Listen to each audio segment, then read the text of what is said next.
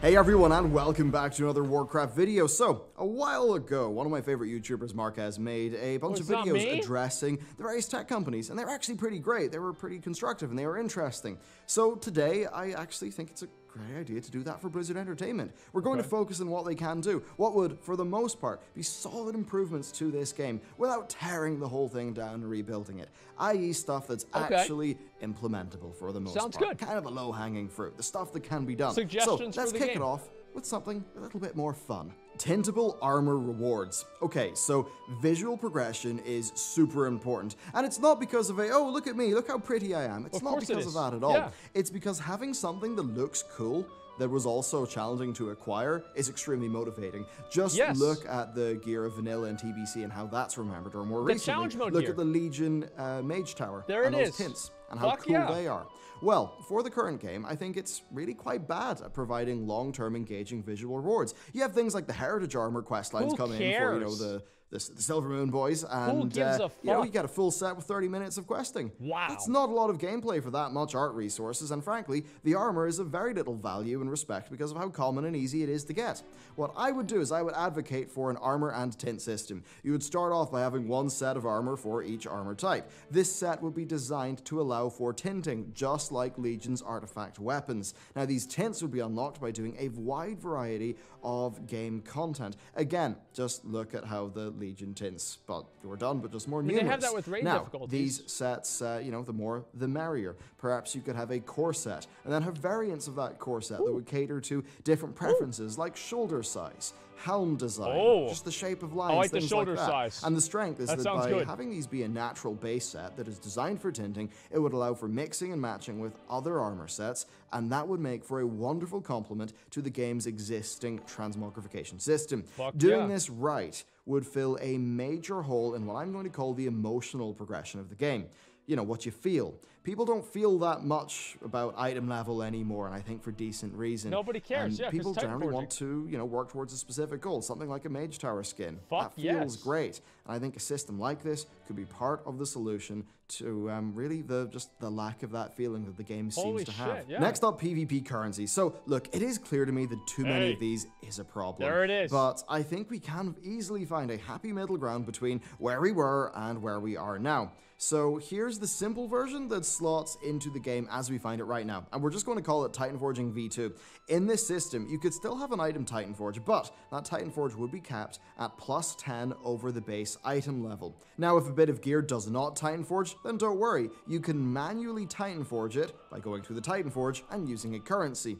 This currency would be paced quite slowly, but no matter what, you would always be capped to +10 item levels over an item's base. And that means that getting a Titan Forge drop would essentially just be getting a free 1 out of 2 or 2 out of 2 upgrade. Overall, this would be a little bit more slower paced, it would have a bit more player control, and I suspect it would be a lot more palatable to the Blizzard Entertainment that we find ourselves with today. Capping things to +10 also has a number of great side effects. It means that, say, base heroic loot is always going to be better than Titan Forge normal loot. But it means that people who are running normals can regularly get item level upgrades by re-clearing content in a way that does not have their normal mode Titan Forge loot compete with the item levels of base heroic loot. This preserves the value of item levels and the attachment of those item levels to content and to difficulty, and it does not further increase item level bloat for the next raid tier, like it makes power exclusive. If you're really good at the game, you've got better gear. Boom, there it is. You do a harder boss, you get a better sword. You do an easy boss, you get a shitty sword. Imagine fucking that up.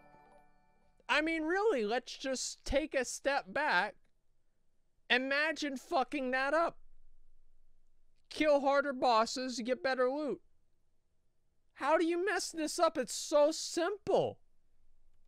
Larger amounts of Titan Forging can, or how, you know, Ian expressed in his recent Q&A when he outlined his position against upgrades broadly. Now, that's a solid middle ground. Alternatively, you could bring back a gear vendor like patch 5.2. Might not be a bad idea, actually, but I think a bit of an issue is that just Blizzard's gearing system doesn't work with that right now. When you can be given a free item level 400 from a Warfront, it kind of does undermine traditional reward schemes like currency. So maybe that weird Titan Forging Plus is like the best we could do right now, though eventually I would like to move to a more traditional system as the bread and butter. Next up, economy first professions. So right now professions are very economically inefficient. They are designed so that kind of an individual player can, you know, always be sort of doing something with their profession. They're kind of very small scale, and they often require a lot of bind on pickup resources. This, I think, has resulted in a system that does not exploit basically the labor done in the game, and that results in players having a high price for goods and services. For example, title cores. Everything that requires them is more expensive than it needs to be because those players who are interested in producing goods as their main form of gameplay can't, because the title cores are bind on pickup. Now, if you think about this economically, well, all of those dungeons... Well, they had this problem in Burning Crusade with Primal Nethers, and then they made them BOE. They had this problem with Frozen Cores in Wrath of the Lich King, and they made them BOE. This isn't like Blizzard hasn't had this same problem before. It's like imagine having a problem, fixing the problem, creating the same problem again, fixing the problem, then waiting 10 years and being like, oh, maybe it's going to work this time. Runs, they are labor that we are actually getting very little value from most people. So really following from that example, I would advocate for economy first profession designs, at least insofar as the commodity goods are concerned. I think this would allow for just those of the auction house to get a lot more out of it, but more importantly, it would mean that players who, you know, as an example, do a dungeon, well, they would actually then have a sellable resource with a bind on equipped title core. And this could really help people pay the bills. And I think this would be a lot better than the current situation where really a lot of resources in the WoW economy kind of go unused. Now, Blizzard have talked about how they don't really design the economy. They kind of design the professions in a very traditional game design-y sort of manner. But the thing is, with World of Warcraft, it's actually a very vibrant economy with millions of participants. You can't design it with only one in mind. I think they need to think about that. Oh, and also a revamped auction house. I know you guys are working on it. The sooner the better. Next up, actual world events. Why do we still have no good world events in, you know, current year? I mean, let's just start with the Destiny 2 public events. Before you click off, trust me, they're actually quite smartly done. So they last a few minutes. They typically are about enemies pressuring an objective, and that forces you to play pretty aggressively. However, if you're totally smashing through them, then each Destiny 2 public event has a triggerable heroic mode that is a harder difficulty with greater rewards. Now, look, take that. Make that work for WoW mechanically, and just put it in the zones. And there you go. The world is a hell of a lot better. The more of these, the merrier, especially... We fucking had this with the Legion invasions. Like, at the end of fucking whatever, what was it, WoD, right? Yeah, it was WoD. We had this with the Legion invasions. They were fucking awesome. Like, you saw all your fucking boys flying into Westfall to kill some dipshit named Bald Razor that I kept getting fucking people would tag me in a screenshot of the mob. I remember his goddamn name. And everybody was just like, the sky was fucking black and green. You had ashes of a Lars. You had proto-drakes flying in with the might of the fucking Alliance and the Horde combined. It was amazing. It was the most badass shit that they have ever done. And they just got rid of it. Like, why don't they just bring that back every once in a while? Why would that be bad? I don't see why. It would be funny. Like, it would be great. Like, they need to do more things like that. He's absolutely right with the world events. There should be a world event that makes, you know, Red Ridge Mountains, for some reason, scaled up to 120. Hogger's back. Go beat his fucking ass again. The Gnolls are having an uprising. Go beat their fucking ass again. How big is Hogger? Bigger than Ragnaros. And you've got to kill him. That's the way it needs to be. And that would be cool. And like, what does Hogger drop? 415 gear. And he can beat a raid of 100 people. I guess it wouldn't work now because the servers are so fucking bad. But hypothetically, that's what I'd like to see.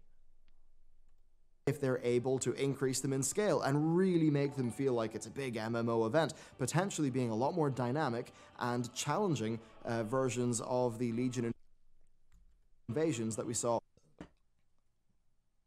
Great minds think alike. There it is. With the Legion pre-patch, which at least were a cool proof of concept that they never followed up on. But the thing is, you could go really so much further. You could have these things maybe affect the status of hubs in-game. You could maybe let them trigger each other. So as an example, if you knock out event 1, that will maybe cause event 2 or 3 to spawn. You tie all these into a theme, and suddenly you have a system that really makes it feel like there's a lot more going on in the zones. Now, let's even go mad. Let's throw some affixes on them. Some weekly affixes for the public events to sort of spice them up. Basically, my point here is more stuff that kind of spawns in and out actually dynamically, that has variable difficulty modes, that just takes place in the open world, so that it's not just... It's just, you know, it's more than just world quests. I and there's like actually it. some dynamicism. I like it a lot. Ideally to it. Next up, smart enemies. So almost all WoW enemies just feel like a hitbox with some health, you know, at least out in the open world. Yeah, and even pretty those much. that do have mechanics just kind of run towards you and start doing their mechanics, and it's kind of boring. Now, think about if those enemies were in any other type of game. It just would not cut it. Now, look, low intensity mobs that are designed to just be carved through en masse, probably they're a good thing for the pace of the game, but I would like it if they added in more special rare world enemies that use the game's new island enemy UI. As an example, the boss of an enemy camp is active. You could maybe have roaming enemies in zones. This could provide a sense of threat. It could make zones feel a lot more dynamic, maybe even providing some kind of unique rewards for players who really are up for a fight. And it could really make the zones themselves feel unique and different. I mean, you could almost have it feel like this sort of souped up version of the mercenary system from Assassin's Creed Odyssey. I want to say, like, this, and the beauty of content ideas like this is that they're world content, which means that they are available to all different types of players. It's not just people that like to do dungeons. It's not just people that like to do arena. And, like, having queuing mechanisms and playing with other people, there are a lot of people that play WoW as solo players, and I do think that WoW should have content for them, but the game shouldn't be designed around them. The beautiful thing about content like this, world content, is it creates an environment where all different people in the game can experience the same thing together, have a shared experience, while at the same time getting something out of it that's unique to that event itself. It brings the world into World of Warcraft, and I think that's really fucking important. Having, you know, little nemesis enemy characters who will try to hunt you down. Of course, you'd have to make it all work with World of Warcraft, but it could be something that could bring, well, game design back to the enemies that we fight on a daily basis, and not just to those that are in raids and dungeons. And really, their new AI has so much potential, especially with loads of the other things that I'm going to be mentioning in this video, like those public events. Have those public events combined with smart AI Everything enemies, in the world right now is and trivial. I think you could really start Nothing have something hard. pretty special in your hands. Next up, unique reputations. Oh, reps, it's kind of sad. They've all been normalized into the World Quest system, and that just makes them all boring. feel the same. In Battle for suck. Azeroth, there may as well only be one rep, because they all feel the same, and that did not used to be the case. Yeah. Sketis felt different to Netherwing, which felt different to Sporagar, which felt different to Shattered Sun Offensive. Argent Tournament Yeah. felt very different to Wormrest, which felt very different to Jesus Oracles and Christ. Grizzlemaw. Even a Mists of Pandaria, well, all those reps felt very different, especially, say, the Dragon Like the Rider Anglers faction or compared to something the like other that. ones. Right now, though, there is almost no room for the game designers at Blizzard to design the fantasy of the game's reputations. They all have to fit into the World Quest and Emissary system, even if, you know, some of the quests are, you know, some whimsical turtle punting or something. So Blizzard need to rethink reps. They absolutely can be a cornerstone of the world content experience. Was that my motherfucking boy Rich W. Campbell gifting 10 subs in my stream? Thank you so much, man. I fucking appreciate that. Thank you very much, Rich. Can we get some hearts in the chat for our boy Rich? Thank you, dude. I really fucking appreciate it, man. Thank you very much. They can feel like distinct things with uniquely designed gameplay experiences, yet Blizzard have not attempted to do that since 2013. Even take the Kirin Tor. It's still just world quests. Why not have a quest line where you start as an initiate in their order and you unlock things as you progress through the rep, new content to do, new mechanics, new things like that, so that, you know, they can create an actual progression through gameplay feel. I'm passionate about reputations. I'll show you how passionate I am.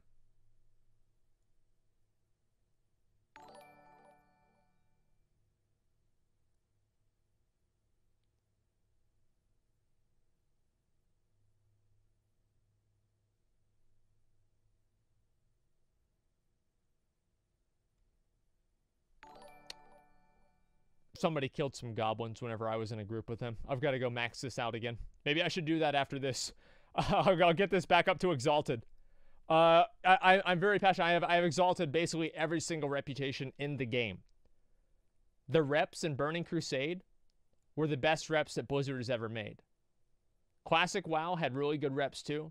I would say Burning Crusade's reputations were an improvement.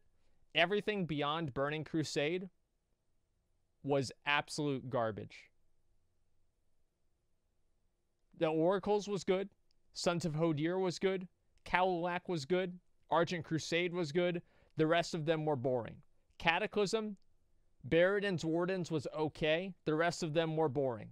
Let's see, where is this here? The Mists of Pandaria, the where are they?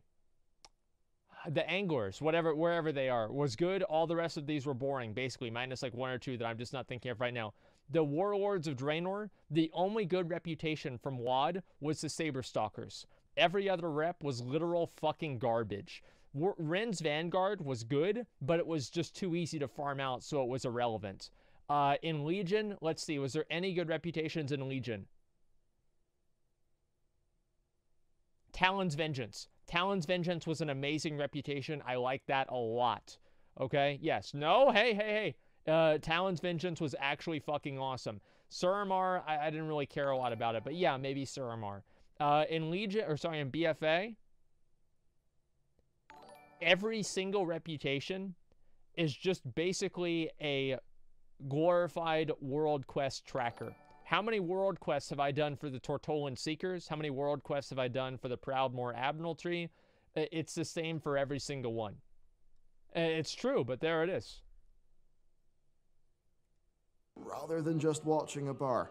I think that would be really important. Yeah. Next up, differentiating mounts. And this is one of the more out there things in this video, Yeah. because mounts are just boring now. There's so many of them. Just a new skin's not that Stop, exciting. Bellular, it hurts. Especially in a world where, say, Guild Wars 2 has mounts with unique traversal mechanics that are actually mechanically kind of cool. So for World of Warcraft, I think that having mount customization slots would be a pretty decent idea depending on the mount type. Now, perhaps this could be really simple. Just have some slots in your mount window. You could put in some, enchanted horseshoes that allow for water walking. This is my and idea. maybe you could, put all the existing professional upgrades in there. Then have some basic abilities like a sprint or a charge. I mean, hell, why not have a special, gnome-engineered springed stirrup that lets you heroic leap off your mount into combat? I mean, as long as it's not active and instanced content, there's no balance problem here.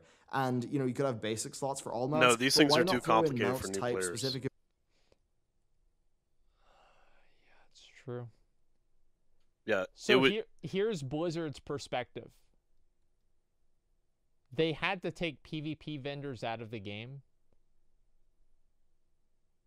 because players couldn't find them. Mm-hmm.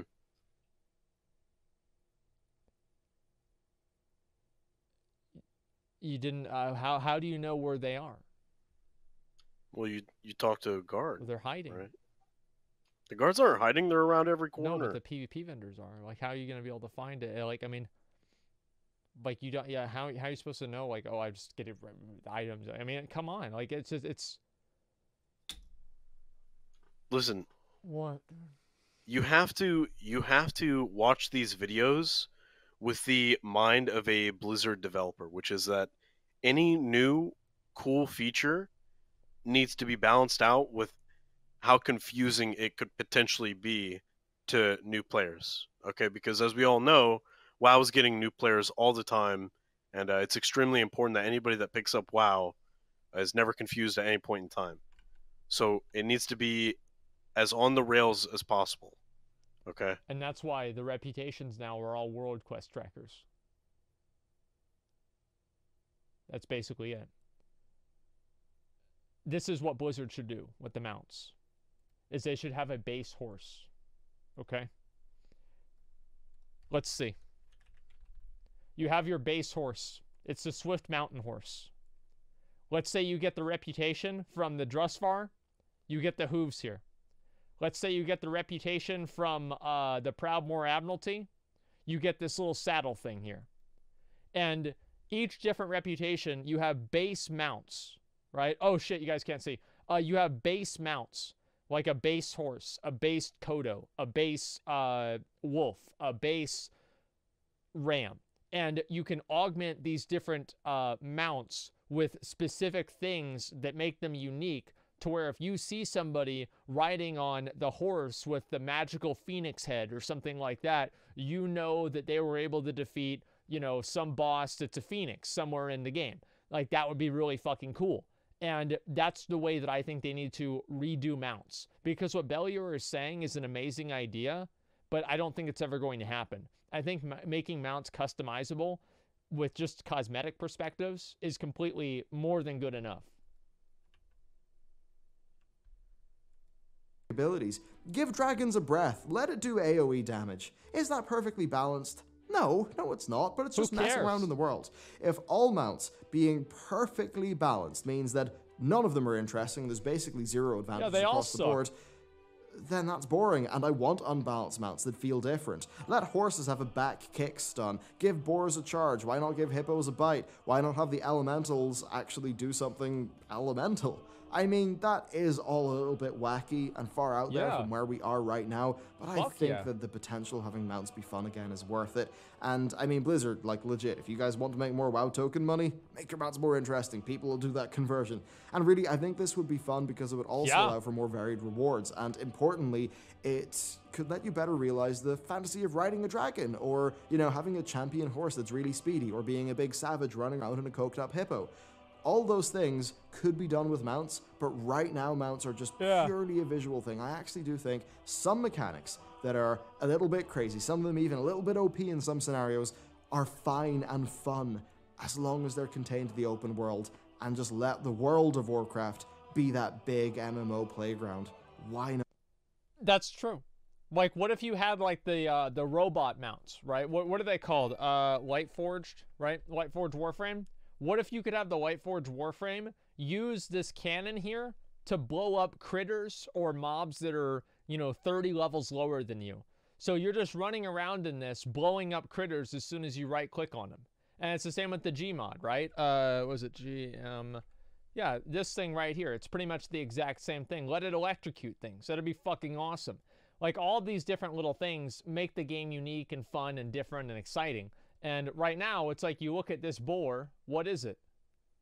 McConnell, say it. It's boring. True, dude. True. I mean, this is so sad. Like, I'm sorry to say, but, like, we've got all these mounts and nobody gives a fuck about any of them. The only mounts that are unique or special now are gladiator mounts. Like, if well, you that's don't not true. Well, what else is special besides the gladiator mount? I think it's the Sky Golem lets you do herbalism faster. Oh, you're talking about the unique abilities. Well, yeah, you have the Sky Golem that can use herbalism faster. You have the water walking mounts, and what else is there? I'm pretty sure there's more than that too. Yeah, the Strider. Let's see. Is there anything else? Oh, the Long Boy, and then the Tundra Mammoth, and everybody has the Tundra Mammoth. Everybody wants to have the Long Boy. Everybody wants a long boy. Not everybody can afford it, but even now, if you see a long boy, people will crowd around you, and it'll be similar to, like, being a super, super cool person. See that guy? He just got on his long boy right there because he wants people to know that he has more money than they do, or at least not anymore because he bought a long boy. But, you know, it's the same thing. Long boys matter.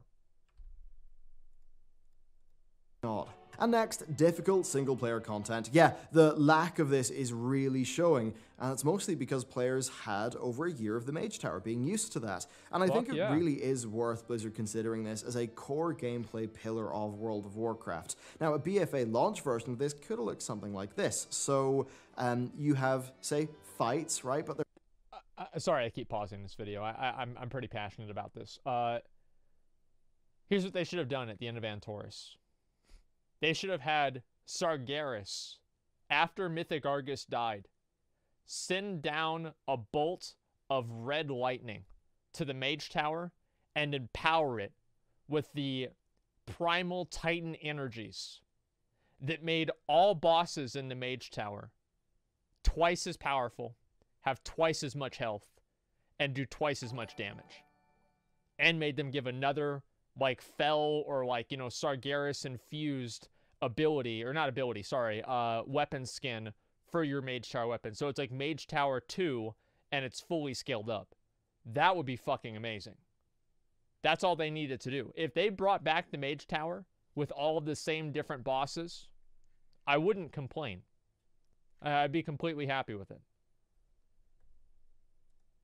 Fights with champions of the enemy faction. You get X attempts per week, but it's all framed as being an SI7 mission to take out important members of the Horde. Now, this would have added new a new gameplay-focused dimension to the war campaign, and it would have provided content for times just like the pre-Desire with the legendary daggers in a bit of a lull. Next up, treasures and rares. Rares first. I think they should add another tier of rare that actually is a lot more rare and allow for a lot more rare room at all. in How about that? their design. And, there's things like, say, players triggering them, through stuff in the world. Blizzard have experimented with that even in BFA, and I think it would be great to see more of that stuff. I agree. And then design-wise, I think broadly with rares, I'd like to see them be designed as kind of like 45 to 60-second encounters that have properly challenging mechanics that would have to be executed well, or else you die. Almost like miniature Brawlers Guild. Yeah, when did they bring back the Brawlers Guild? Bosses, but actually that was in the awesome. world. Then as for the treasures, just go back to the WoD model baseline and, we'll see what happens after that. Next up, creative to the vanilla asides. model. I think we need more things like Chromie, like the Withered scenario of the treasure room from patch 5.2. Fun, creative asides that are just something different, something new. Take Warfronts. To be real with you, I'd rather Warfronts were solo, or maybe 5 players.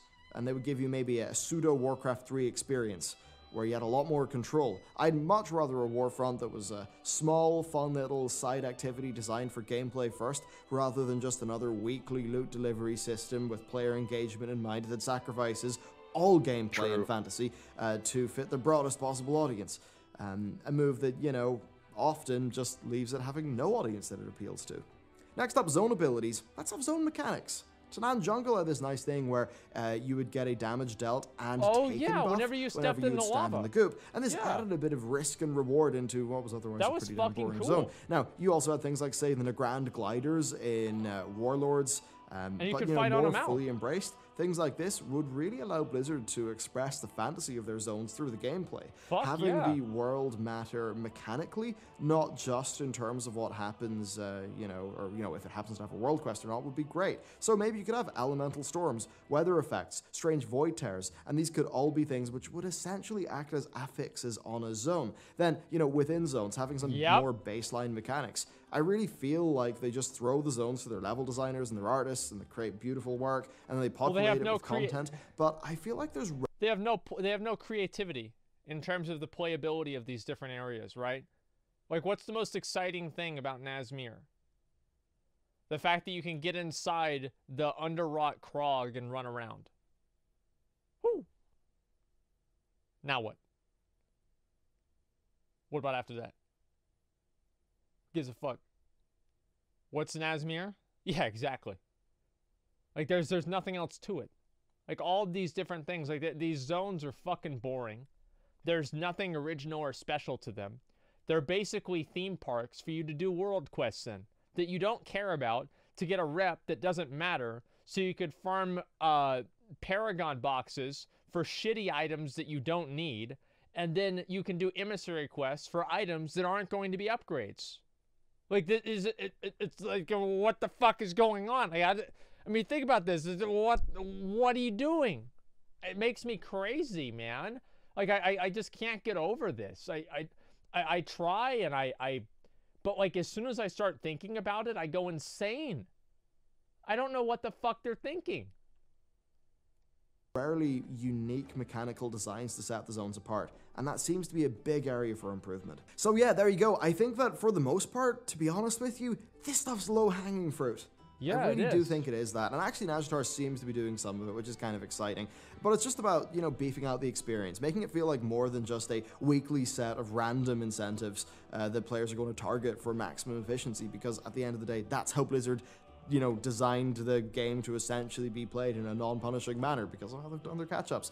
I think these things just could bring some more of the life, just some uniqueness, some texture to the world, because right now, I think my biggest overriding criticism with World of Warcraft is just the game systems It's boring. feel very overt and non-RPG. And I think things like, the game's boring. you know, the zones that you go into Like, mattering mechanically. there it you know, is. just a game where, say, even with a reputation, where there's a lot more room for a designer to, much like how a designer might get really passionate about, say, the Chromie scenario or the Withered scenario. Fuck yeah. A designer at Blizzard The could get Withered really scenario was passionate about the amazing. structure of a reputation and its quests and its progression and its storyline and actually be able to create that fantasy in game. And right now, they just don't have the ability to do that because everything's been put into this big live service-esque feeling, or in the modern sense of the word, sort of they have like an overlying pre-planned system and everything content has to fit delivery into thing that I think to a lot of the people who play WoW, because it's an RPG,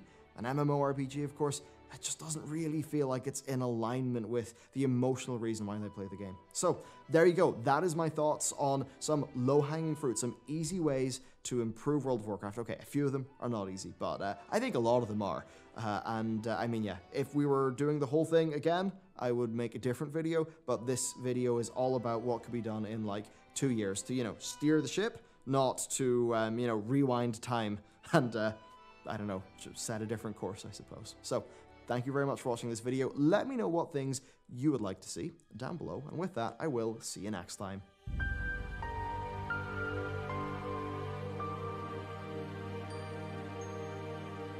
I really like those ideas.